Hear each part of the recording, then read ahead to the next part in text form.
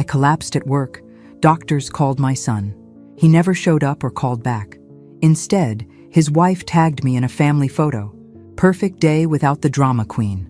3 days later, still hospitalized and weak, I saw 83 missed calls from him asking for help. Where are you watching from today? Drop your location in the comments below and hit that like and subscribe button. Now let me tell you exactly how I got here. Lying in this hospital bed, staring at my phone screen in disbelief at the sheer audacity of my own family. It started on a Tuesday morning at Henderson Insurance, where I'd worked for 12 years as a claims adjuster. Nothing special about the day, just the usual mountain of paperwork and coffee that tasted like dishwater. I was reviewing a claim when the chest pain hit me like a freight train. Sharp, crushing, radiating down my left arm exactly like they describe in those health pamphlets nobody reads until it's too late. Dorothy? My colleague Janet rushed over as I gripped my desk, gasping. Are you okay? Call ambulance, I managed, and everything went black. I woke up in the cardiac unit at St. Mary's with an IV in my arm and a very serious-looking cardiologist explaining that I'd had a mild heart attack. At 62, apparently, my body had decided to stage its own dramatic intervention. We've contacted your emergency contact, Doctor, Patterson said gently. Your son Michael should be here soon. Should be. Those words echoed as I lay there for hours, watching the door, expecting to see Michael's familiar face, maybe even Cheryl, his wife of 8 years. The nurses kept checking on me, offering that sympathetic smile medical professionals perfect for situations exactly like this. Day 1 passed. No Michael. Day 2 brought flowers from my co-workers and a get-well card from my neighbor, Mrs. Henderson. Still no Michael. Day 3 was when I saw the Instagram notification on my phone. Cheryl had tagged me in a family photo. Michael, Cheryl, and their twin 7-year-olds at some fancy restaurant. All smiles and champagne glasses. The caption read, "Perfect day without the drama queen. Blessed and family time, peaceful." I stared at that screen until my eyes burned. Drama queen? I'd been hospitalized for 3 days, and I was the drama queen? That's when my phone started buzzing like an angry wasp. 83 missed calls from Michael. The texts were frantic. Mom, we need you urgently. Answer now. This is serious. Pick up the damn phone. I almost answered. Almost fell back into that old pattern of dropping everything whenever my son needed something. But then I remembered that restaurant photo, Cheryl's smug smile, and the word that kept echoing, drama queen. Instead of answering, I did something that would change everything. I called my lawyer. Mrs. Hartwell, are you absolutely certain about this? Attorney Richard Morrison adjusted his wire-rimmed glasses as he reviewed the documents I'd requested. This is quite comprehensive. I was sitting in his downtown office exactly 1 week after my hospital discharge, feeling stronger than I had in months. Richard, I've never been more certain of anything in my life. The past week had been enlightening, to say the least. Michael had shown up at my house the day after I was discharged, not to check on my health, but to demand I return his calls immediately. When I'd calmly asked why he hadn't visited me in the hospital, he'd actually rolled his eyes. Mom, you know how busy we are with the kids. Besides, Cheryl said you were probably faking it for attention anyway. Faking a heart attack. For attention. At 62. That conversation had lasted exactly 5 minutes before I politely asked him to leave. The next day, I'd driven to Richard's office with a very specific request. So you want to revoke the financial power of attorney you granted Michael last year? Richard flipped through the papers. And you're changing your will? Completely. I'm also liquidating my retirement accounts and closing the joint savings account Michael has access to. I pulled out a manila folder. I've prepared a list of every loan I've given him over the past 8 years. I want formal documentation for repayment terms. Richard's eyebrows rose. May I ask what prompted this change? I told him about the hospital, the Instagram post, the complete absence of any concern for my well-being. By the time I finished, Richard was shaking his head. Cheryl posted that while you were hospitalized? While I was lying there thinking I might die alone?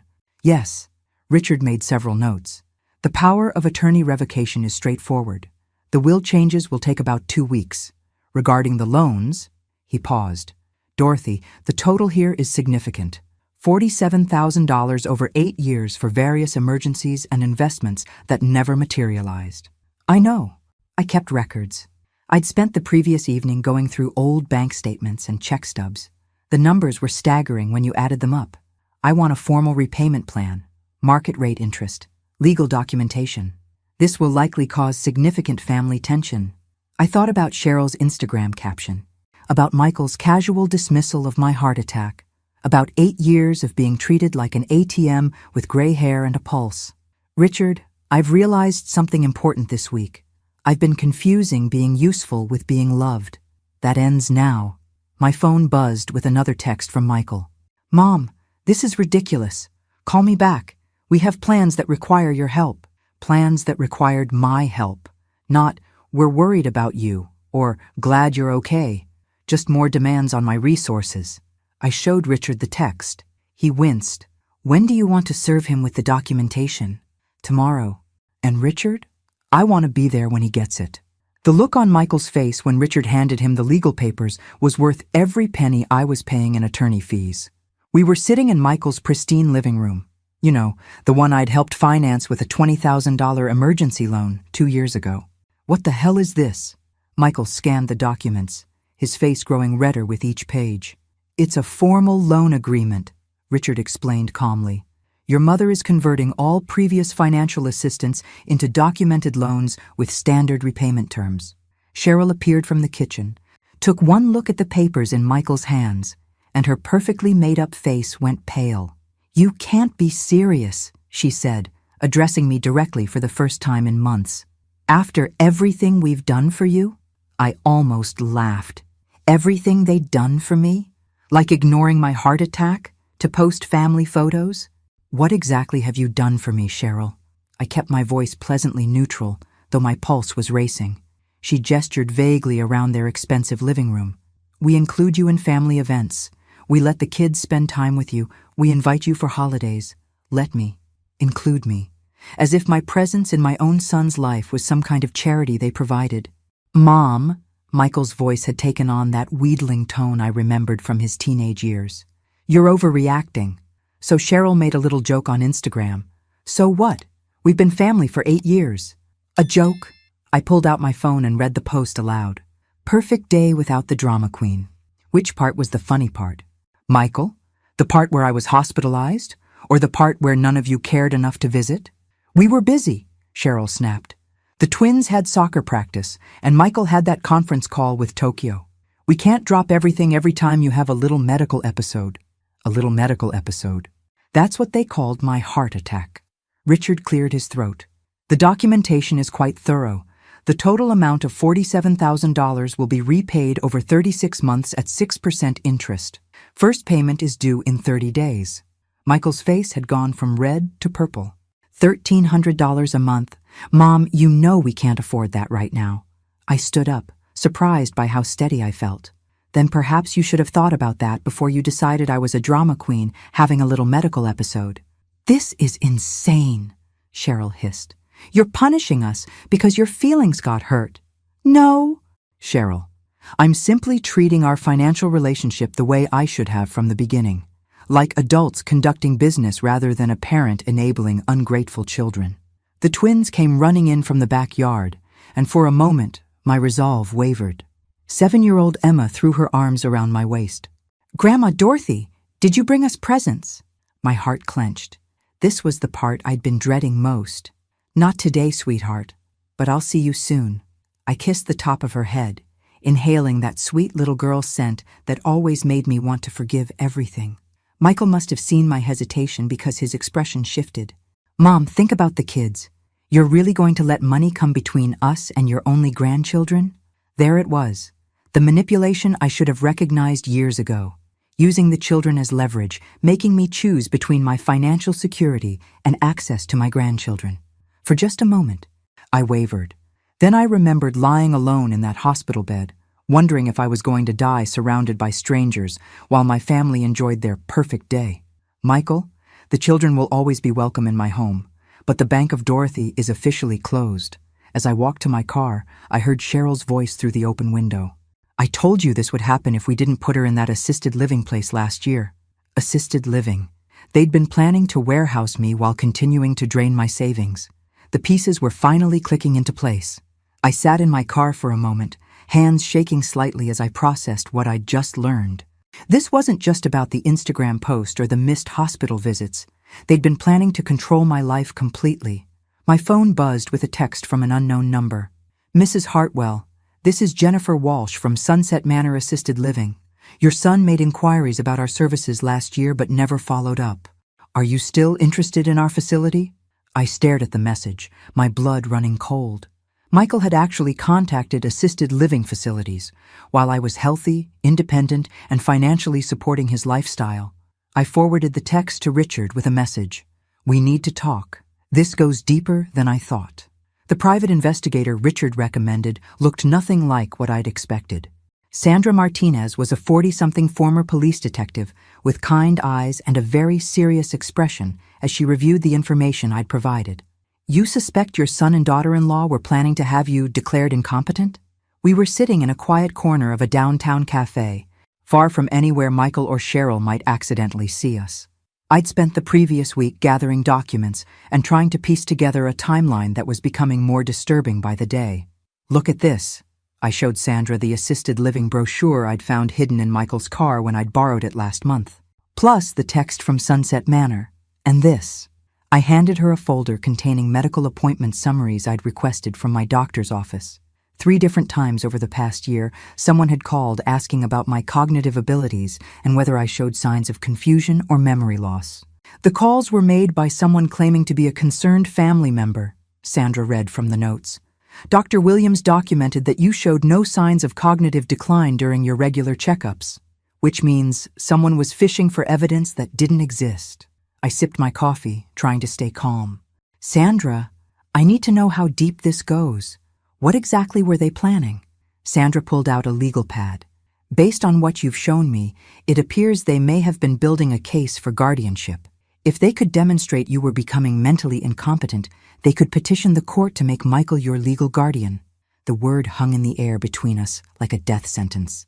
Guardian, which would give him complete control over my finances, my living situation, my medical decisions. And the assisted living facility? Once someone has guardianship, they can make housing decisions for you. The person who's supposed to be protecting you gets to decide where you live. Sandra's expression was grim.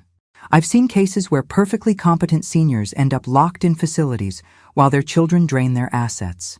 My hands started shaking. How close were they to succeeding? That's what we need to find out. I'll need permission to investigate their financial situation, their communications with assisted living facilities, and any legal consultations they may have had. I signed the authorization forms without hesitation. Do whatever you need to do. Over the next 2 weeks, Sandra uncovered a conspiracy that was both more elaborate and more heartless than I'd imagined.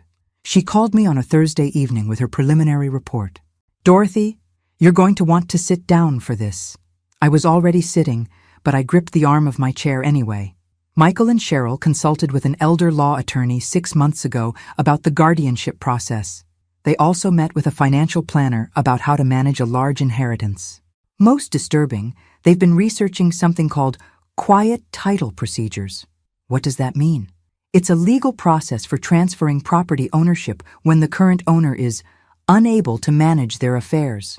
The room started spinning. My house. They were planning to move you into assisted living, claim you were incompetent to manage your finances, and eventually transfer ownership of your assets to Michael as your guardian. The Instagram post about the drama queen was probably their way of establishing a narrative about your emotional instability. I thought about all the times over the past year when Cheryl had made little comments about my memory, asking if I was feeling confused about simple things, suggesting I seemed overwhelmed by basic decisions. It hadn't been casual conversation. It had been reconnaissance. "There's more," Sandra continued. "The emergency loans Michael asked for? I traced where that money actually went. The $20,000 for their roof repair went toward a family vacation to Hawaii. The $15,000 for Emma's medical expenses paid for Cheryl's plastic surgery. Each revelation felt like another blow to the chest. They'd been systematically stealing from me while building a case to take everything I owned. "Sandra, what are my options?" Well, the good news is that you caught this before they filed any legal proceedings. The bad news is that family financial elder abuse is incredibly difficult to prosecute, especially when it involves loans that weren't properly documented. I thought about the loan documents Richard had prepared, the ones that had made Michael so angry. What if I already have documentation now? That helps. But Dorothy, I have to ask, what outcome are you hoping for here? Legal justice, financial recovery, or something else? I looked out my living room window at the garden I'd tended for 15 years, in the house I'd worked 3 jobs to pay for, thinking about the grandchildren who'd been used as weapons against me, and the son I'd apparently raised to be a predator. I want them to understand exactly what they almost lost, I said finally, and I want to make sure they never get the chance to try this again. Sandra was quiet for a moment. That's going to require a very specific kind of strategy. Then let's strategize. 3 weeks later, I was sitting in the offices of Premier Estate Planning, meeting with someone Michael and Cheryl had never heard of, my new financial advisor, Catherine Wells. The documents spread across her mahogany desk would have shocked my son if he'd known they existed. Mrs. Hartwell, I have to say this is one of the most comprehensive asset protection strategies I've ever implemented on such short notice. I smiled, feeling genuinely content for the first time in months. Catherine, when you discover your own family has been plotting to steal everything you've worked for, it certainly clarifies your priorities.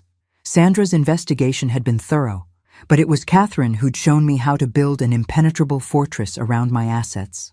Over the past month, I'd quietly transferred my house into a revocable trust, moved my savings into accounts Michael couldn't access, and set up legal structures that would make any future guardianship attempts virtually impossible. But the most satisfying part was what came next. The charity foundation is fully established? I asked, reviewing the paperwork. The Dorothy Hartwell Foundation for Senior Financial Protection is now a registered 501(c)(3). You've donated 60% of your liquid assets, which provides you with significant tax benefits while ensuring the money can never be touched by family members seeking guardianship. I'd kept enough to live comfortably for the rest of my life, but the bulk of my savings, nearly $200,000, was now dedicated to helping other seniors avoid the trap I'd almost fallen into. And the media component? Catherine smiled. Your first speaking engagement is next week at the community center. Local news has confirmed they'll be covering your presentation on elder financial abuse warning signs. My phone buzzed with a text from Michael. Mom, we need to talk. Cheryl thinks maybe we all overreacted. Can we start fresh? Too little, too late. Sandra had delivered copies of the legal documents to my house yesterday, right on schedule. Michael and Cheryl would have received their copies this morning. Evidence of every lie, every manipulation, every step in their guardianship scheme. He's probably just now realizing his inheritance has vanished, I told Catherine, showing her the text. How does that feel? I considered the question seriously. 6 months ago, the thought of Michael being upset with me would have sent me into a panic of guilt and self-doubt. Now? Liberating, I said, surprised by how true it was. My doorbell rang that evening at precisely 6 o'clock. Michael and Cheryl stood on my front porch, both looking haggard and desperate.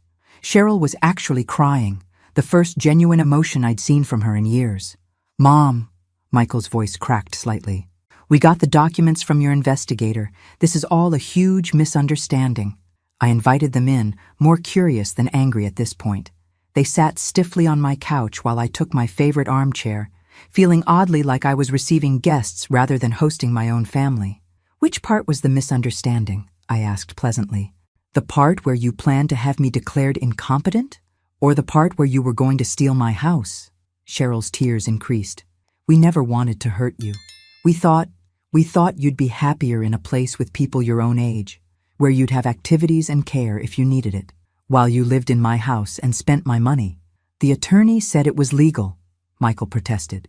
If someone can't manage their finances anymore, family has to step in. We were trying to protect you. I pulled out my phone and played a recording Sandra had made. Michael's voice came through clearly. The old woman's loaded, but she's never going to spend it. Might as well make sure it goes to people who can actually use it. The blood drained from Michael's face. How did you... That was a private conversation. With your attorney, discussing strategies for taking control of my assets. Interesting definition of protection. Cheryl stood up abruptly. Fine. We made mistakes. But you're our family. Families forgive each other. I looked at this woman who'd spent 2 years systematically undermining my independence, who'd posted about my heart attack like it was an inconvenience to her social media presence. Cheryl, family members don't plot to steal each other's homes. They don't celebrate when their mother-in-law is hospitalized. And they certainly don't use children as emotional blackmail. So that's it? Michael's voice was rising. You're going to cut us off completely? What about Emma and Jake? You'd really punish innocent children because you're angry at us? There it was again. The manipulation. The assumption that I owed them access to my resources regardless of how they treated me. Michael, your children will always be welcome in my home. You and Cheryl, however, are no longer welcome in my life. The loan repayment stands. If you default, I'll take you to court. I walked them to the door, feeling strangely peaceful. Oh, and you might want to watch the local news next week. I'm doing an interview about elder financial abuse. I won't mention names. Of course, but the story might sound familiar. As their car pulled away, I realized I wasn't sad or angry anymore. I was proud. For the first time in 8 years, I'd chosen my own well-being over someone else's convenience. My phone rang. It was Emma's voice, bright and innocent. Grandma Dorothy? Mommy says we can't see you anymore because you're being mean. But I miss you. My heart clenched, but my resolve held firm. Sweetheart, you can visit me anytime you want, but it will have to be at my house, with people who love both of us. After I hung up, I sat in my quiet living room, surrounded by photos and mementos of a life I'd built with my own hands. For the first time in years, the silence felt peaceful rather than lonely. Tomorrow, I'd start telling my story publicly, helping other seniors recognize the warning signs I'd almost missed. But tonight, I was simply going to enjoy the profound satisfaction of being exactly where I belonged. In my own home, in control of my own life, safe from people who'd confused love with ownership. The community center was packed beyond capacity when I took the stage for my first speaking engagement. I'd expected maybe 30 or 40 people, mostly seniors worried about their own families. Instead, I was looking at an audience of nearly 200, including several younger adults taking notes and at least 3 news cameras. Good morning. My name is Dorothy Hartwell, and 6 months ago, I nearly lost everything to the people I trusted most. My own family. The room was so quiet I could hear the air conditioning humming. I'd practiced this speech dozens of times, but facing real people with their own stories of betrayal and manipulation made every word feel heavier. How many of you have been asked by your adult children to help with emergency expenses? About half the hands in the room went up. How many have been told you're too trusting or too generous with your money? More hands. And how many have had family members suggest you might be forgetting things or getting confused about simple decisions? By now, nearly every senior in the audience had raised their hand at least once. These aren't isolated incidents. They're warning signs of a systematic approach to financial elder abuse that's happening in families across America. I told them about Michael and Cheryl's guardianship scheme, about the fake emergency loans, about lying in a hospital bed while they celebrated their perfect day without the drama queen. But I also told them about Catherine Wells, about Sandra Martinez, about the legal tools available to protect themselves. During the question and answer session, a woman in her 70s stood up. My daughter keeps saying I should put her name on my bank accounts just in case. She says it's normal for families. Is it? The murmur that went through the audience told me this woman wasn't alone. Ma'am, adding anyone to your bank accounts gives them immediate access to withdraw every penny you own. It should only be done with extreme caution and preferably with legal documentation of the terms. A man near the back raised his hand. What if it's already too late? What if you've already given them access and now you're seeing problems? I looked directly at him. It's never too late to protect what's left. I was 3 weeks away from losing my house when I started fighting back. After the presentation, I was surrounded by people sharing their own stories. Horror stories of children who'd moved into family homes and refused to leave, of grandchildren being used as emotional weapons, of seniors who discovered too late that their helpful relatives had been systematically draining their accounts. But I also heard stories of courage, of people who'd recognized the warning signs and taken action, of families where honest conversations had prevented misunderstandings from becoming exploitation. The local news interview aired that evening. I'd been nervous about going public, worried about embarrassing Michael or affecting the twins. But watching the segment, I felt only satisfaction. I'd spoken carefully, never mentioning names, focusing on systemic issues rather than personal grievances. My phone started ringing before the interview was even over. "Mrs. Hartwell, this is Margaret Thompson from Channel 7 in Denver. We'd like to interview you for a segment on elder financial abuse. Would you be available this week?" 3 more news stations called that night. 2 radio shows, a podcast about family relationships. Apparently, my story had struck a nerve with people far beyond my small town. But the call that mattered most came at 11 p.m. Emma's voice whispering, "Grandma Dorothy? I saw you on TV. Daddy's really mad, but I thought you looked pretty." My throat tightened. "Thank you, sweetheart. How are you doing? Mommy and Daddy fight a lot now, about money stuff. Daddy said you stole his inheritance, but Mommy said you never promised him anything. I don't understand grown-up stuff." Neither did I, apparently, until it was almost too late. "Emma, honey, your daddy and I are having some disagreements right now, but that doesn't change how much I love you and Jake. Can we still visit you?" I looked around my quiet house, thinking about the foundation I was building, the seniors I was helping, the life I was creating on my own terms. "Anytime you want, sweetheart. But it might be a while before your parents feel comfortable with that."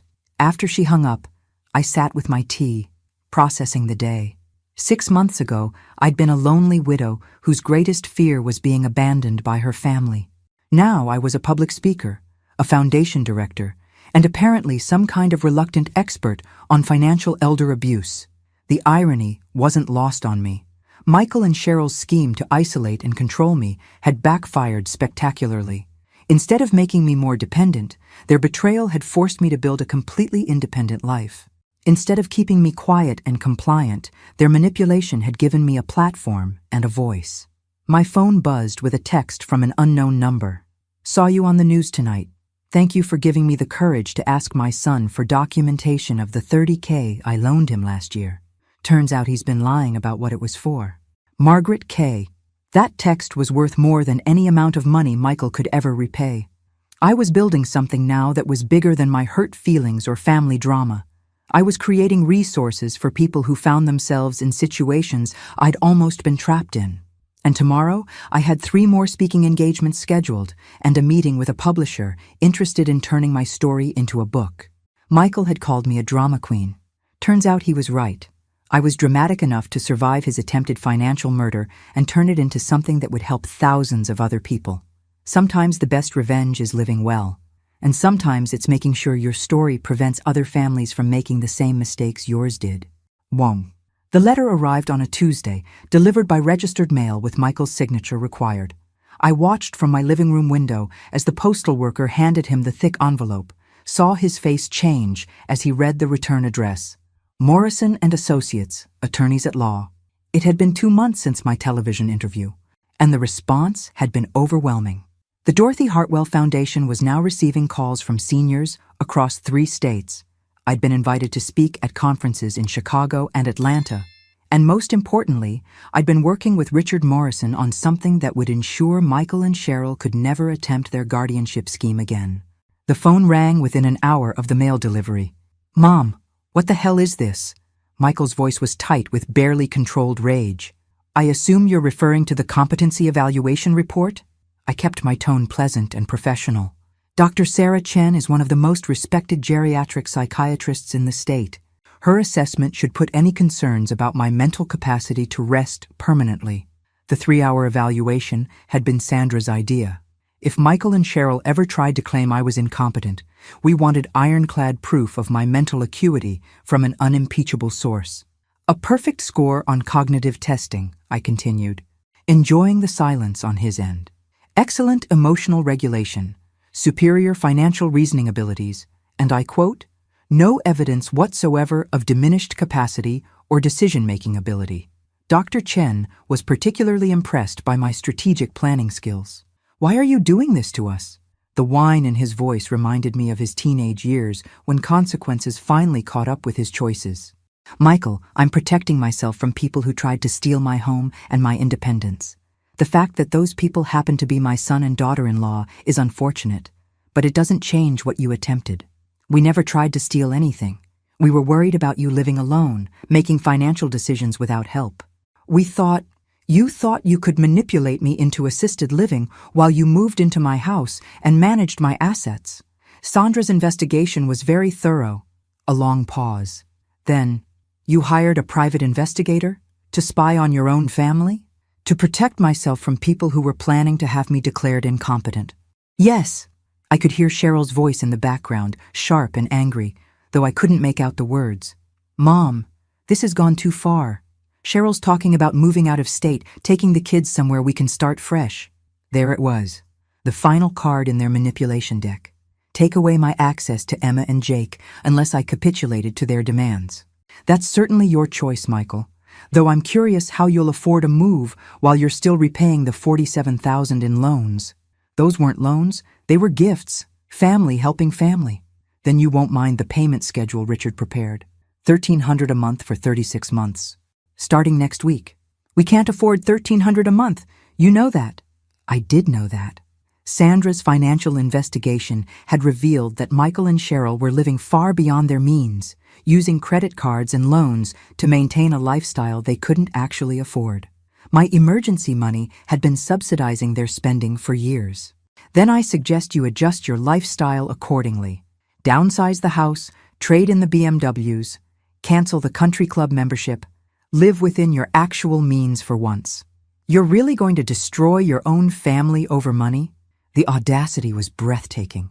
They'd tried to have me declared incompetent, steal my house, and warehouse me in assisted living.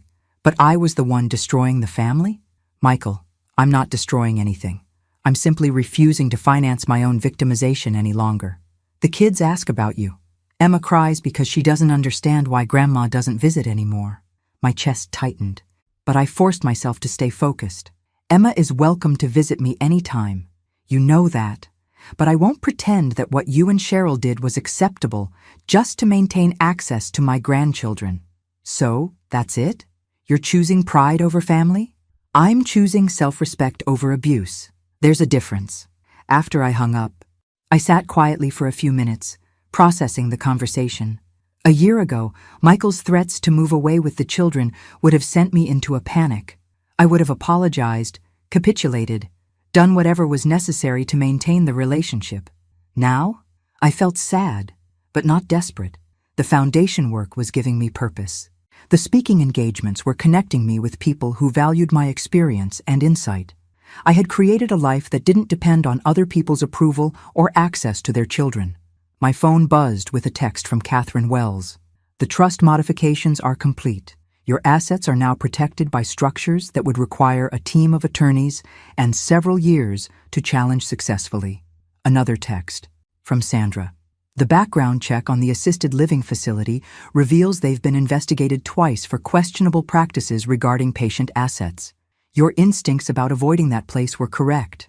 And finally, a message from someone I didn't recognize. Mrs. Hartwell, my name is Patricia Johnson.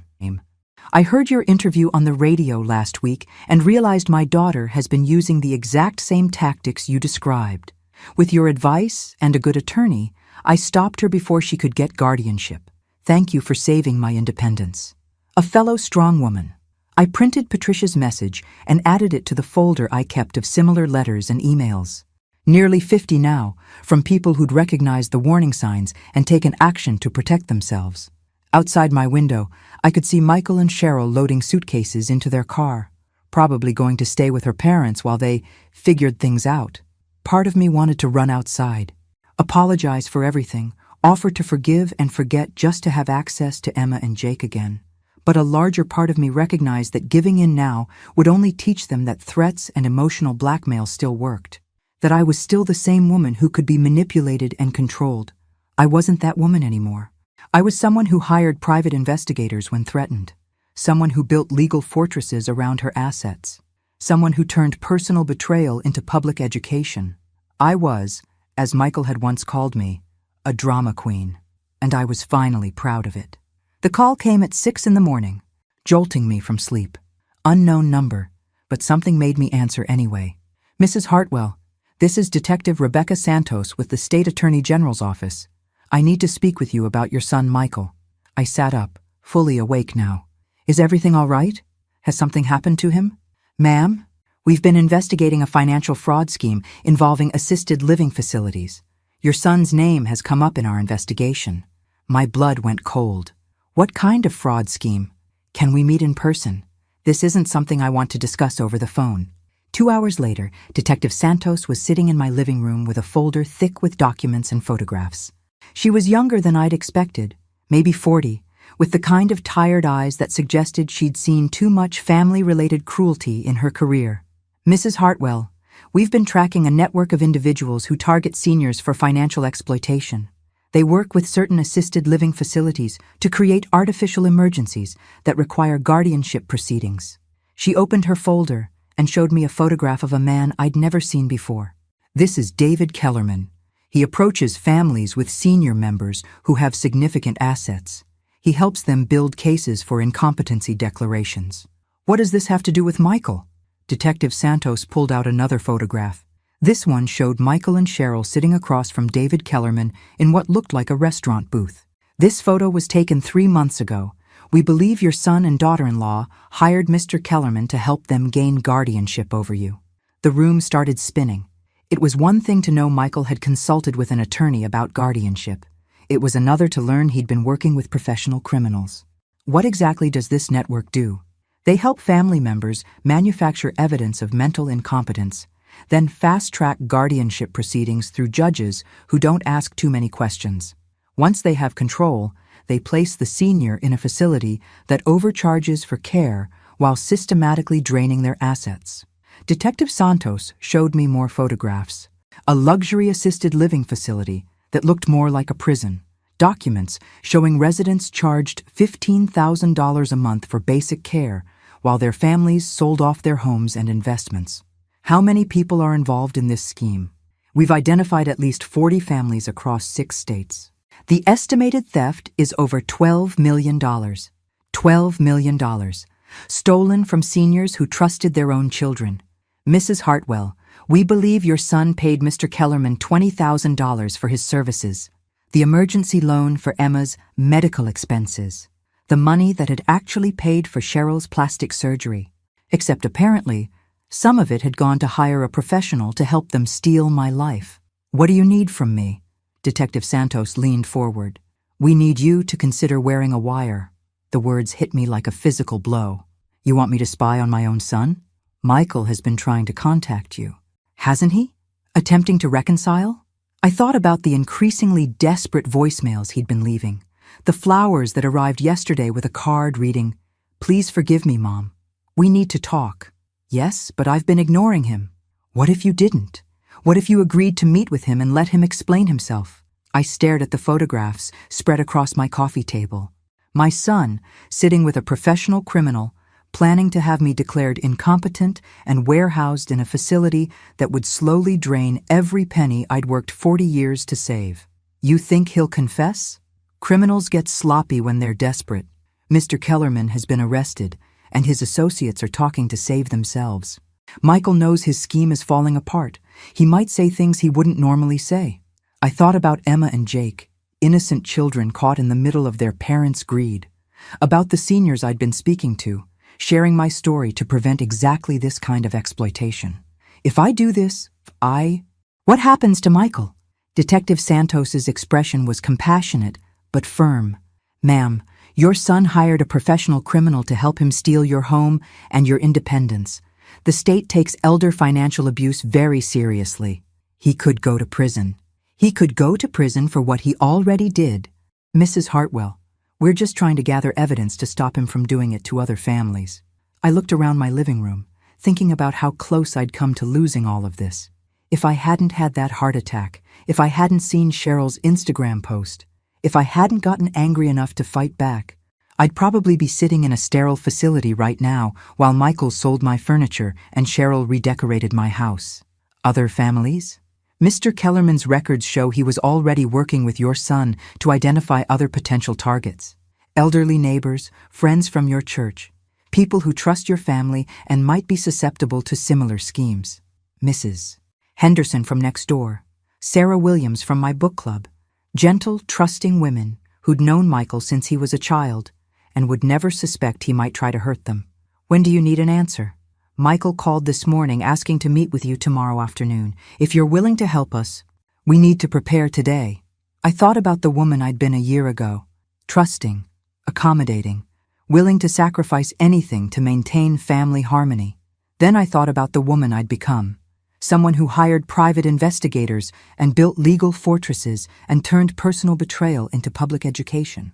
Detective Santos, if wearing a wire helps prevent other families from going through what I've experienced, then yes, I'll do it.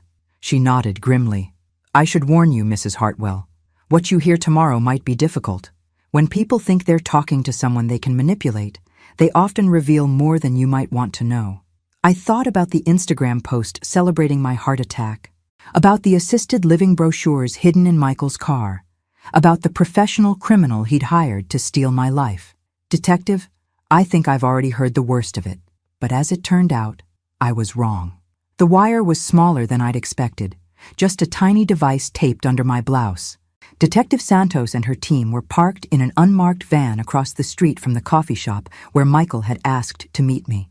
I felt strangely calm as I walked in, spotted him at a corner table, and forced myself to smile like nothing had changed.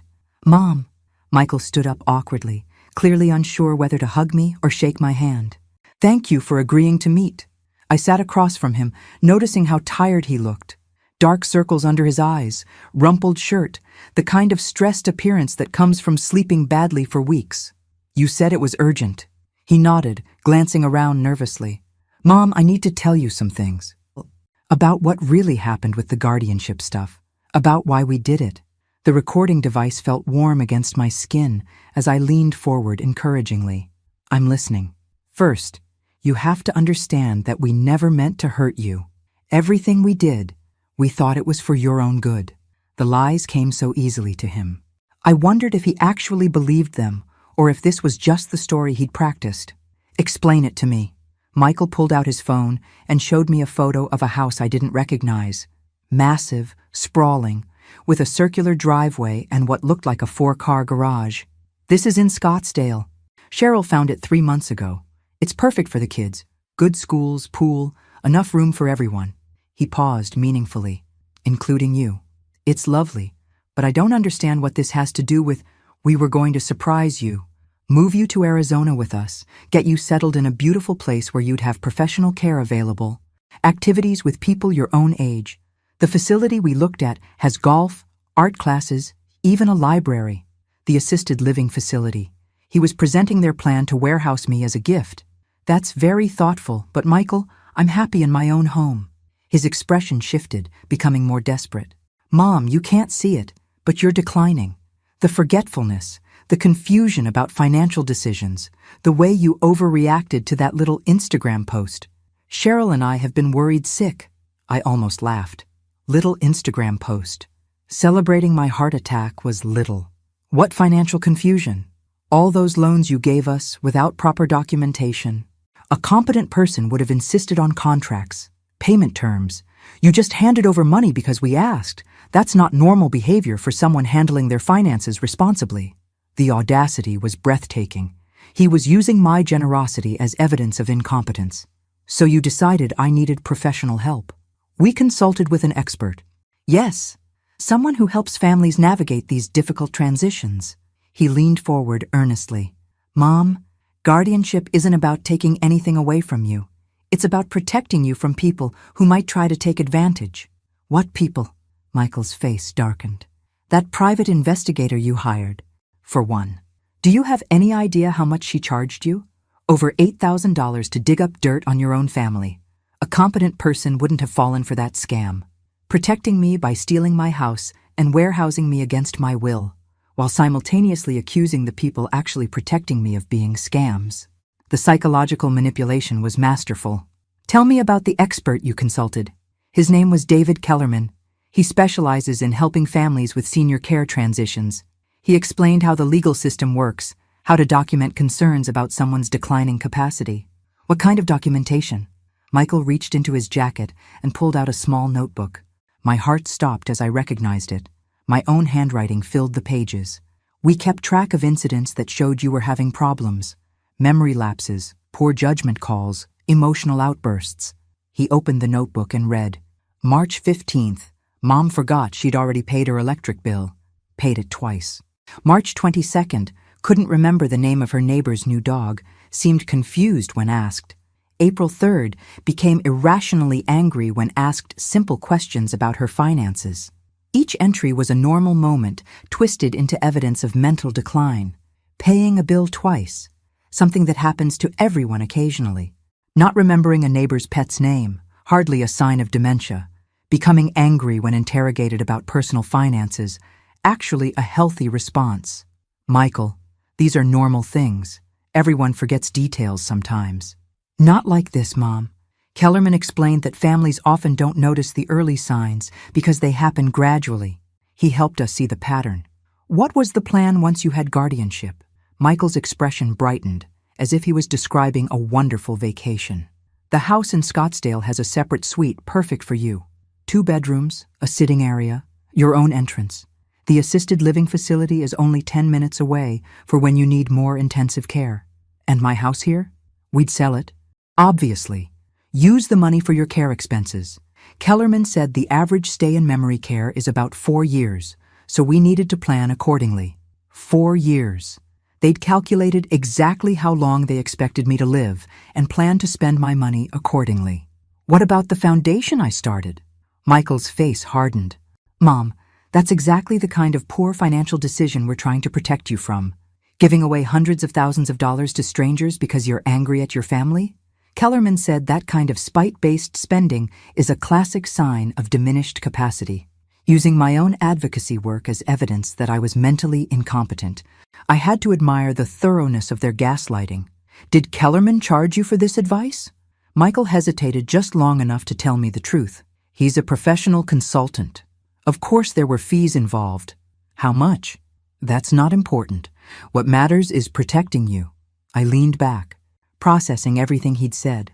The recording device was capturing every word of his confession, his casual description of the conspiracy to steal my independence, his complete lack of recognition that what he'd planned was criminal. Michael, what if I don't want to move to Arizona? What if I want to stay in my own home? His mask slipped completely. Mom, you don't get to make that choice anymore. That's the whole point of guardianship. When someone can't make responsible decisions for themselves, the family has to step in. And if I fight it? Kellerman said family guardianship disputes rarely go the way the senior wants them to, especially when there's documented evidence of declining capacity and a history of poor financial judgment. There it was. The threat underneath all the concern and caring: submit to their control or be forcibly declared incompetent. I stood up slowly, looking down at this stranger who somehow had my son's face. Michael, I need to use the restroom. I'll be right back. In the bathroom, I caught my reflection in the mirror. The woman looking back at me wasn't the confused, declining senior Michael had described. She was someone who'd built a legal fortress, exposed a criminal conspiracy, and was about to help law enforcement protect other families. When I returned to the table, Detective Santos was sitting in my chair. Michael's face was white as paper.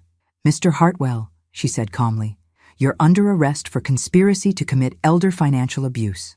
As they led him away in handcuffs, Michael turned back to me with an expression of complete bewilderment. Mom, I was trying to protect you. Why would you do this to your own family? I looked at this man I'd raised, who'd hired criminals to steal my life and presented it as love. Michael, I am protecting my family. I'm protecting other people's families from you. The recording device under my blouse felt warm against my skin, evidence of a conversation that would prevent other seniors from facing the nightmare I'd almost lived through. Sometimes being a drama queen means making sure the right people hear your story. 6 months later, I was sitting in a packed courtroom watching my son's sentencing hearing.